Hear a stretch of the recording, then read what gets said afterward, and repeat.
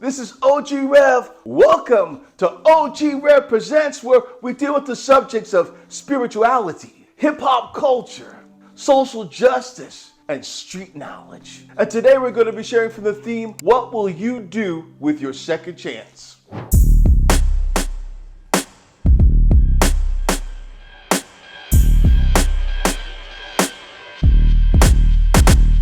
You were born in hell, your crib was a flame. Tagged in your toe set, claimed by the game. Mama paid in full, a chef of the meth. Goons caught it in the lobby and they shot it to death. Since an early age, you've been riddled with rage. Now you're headed for the grave or the federal cage.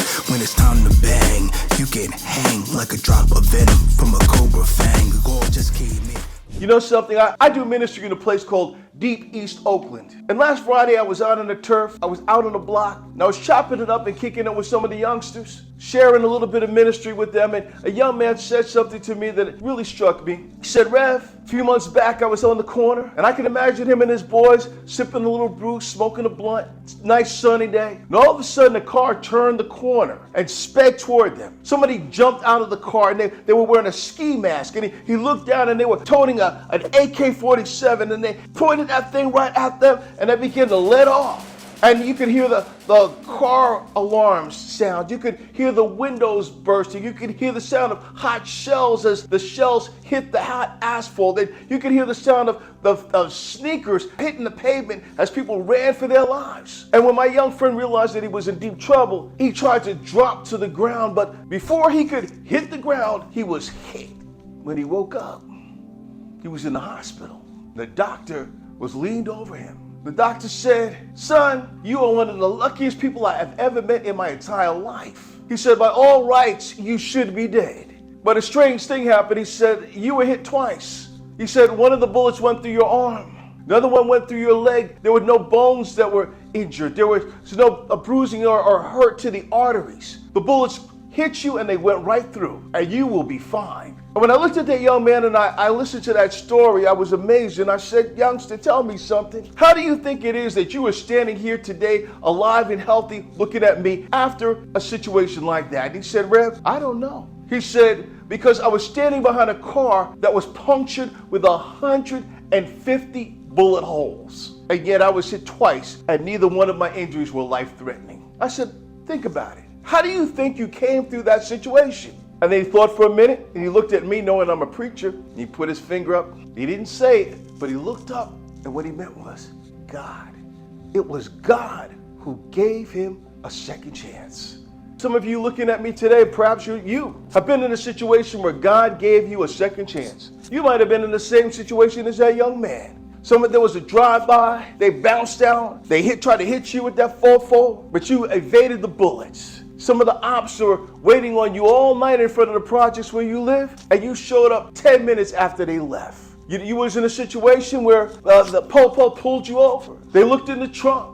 They were staring right at the work. They were staring right at a key, but they didn't see it. Somehow they closed the trunk, gave you back your license, and said, go ahead on. You were in a situation where you were with some fool who beat you up, who tormented you, you were in an abusive situation where the person said they loved you and they just tried to use you. You were in a situation like that. Somehow God allowed you to escape that situation. God gave you a second chance. And my question today, friends, is what will you do with your second chance? What will you do with the second chance that God gave you? You know, I'm a hood minister. And so I'm talking to you today if you're from the block, if you're from the streets. You might be in an alleyway with 2 dice in your hand, shaking up, talking about 7-Eleven. You might be on the track right now, trying to pick up a date. You might be somewhere trying to put a second cut on top of that key. That could be you.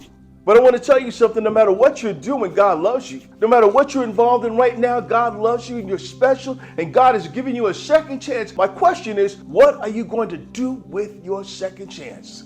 The graveyards and the prisons are full of people who didn't know what to do with their second chance. Let me say that again, because I really want you to get it. The prisons and the graveyards are full of people who didn't know what to do with their second chance. There was someone in the Bible I want to talk to you about. In fact, we're going to read about him in a minute. His name was Saul. Saul was a terrorist. Saul was a religious person who believed that Christians were following the wrong path, which was known as the way. and he received the contract. He got the contract. There was a green light on the people of the way. And Paul had a chance. Paul was given this option. He was given the green light, and he took his set, he took his posse, he took his boys, he took his crew, he took his clique down to Damascus. And on the way, something happened, and he got confronted with the situation where he could go to the left or he could go to the right, just like you. Let me read this to you from the Bible. So Acts chapter 9 of the Message Bible, verses 1 through 6 read like this. All this time, Saul was breathing down the necks of the master's disciples out for the kill. He went to the chief priest and got arrest warrants to take to the meeting places in Damascus, so that if he found anyone there belonging to the way, whether men or women, he could arrest them and bring them to Jerusalem. He set off.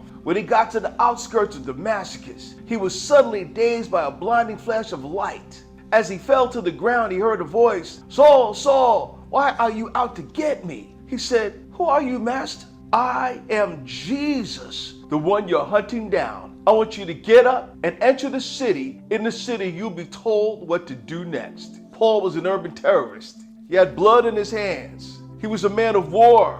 He was headed to Damascus to do the Christians real bad. And when he was on the way there to do evil, God spoke to him. He saw a blinding flash of light before he heard a voice. And some of you have heard that light, seen that light rather. That light might come from your grandmother who said, "Boy, I found something in your dresser drawer this morning, and I could see that you're headed down a path that's going to lead you to prison or the graveyard." That blinding light could have come from one of the OGs in the corner standing in front of the store who said, "Young blood, if you choose this life, this is what comes with that." That light or that voice could have come to you from your girlfriend who doesn't want you to go away and do 10 years, and because she won't be here waiting on you when you come back. That light or that voice on the Damascus road, that light or that voice could have come from anybody in your clique. It could have come from the preacher who you just happen to randomly open up to on YouTube today. But it's not that person. It's God using that person to get a word to you.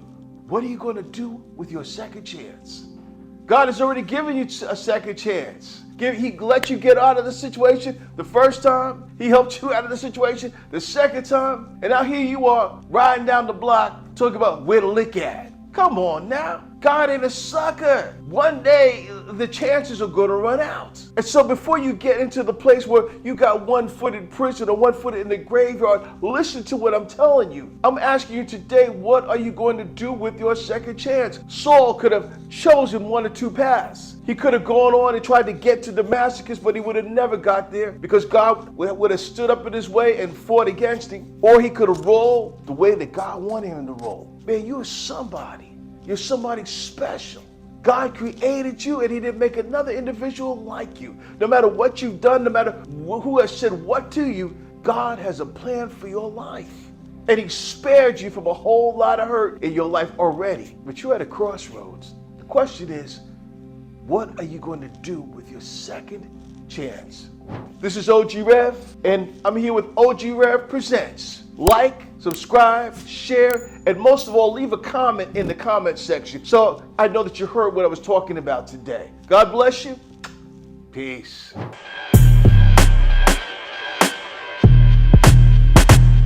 You were born in hell, your crib was a flame. Tagged in your toe set, claimed by the game. Mama paid in full, a chef of the meth.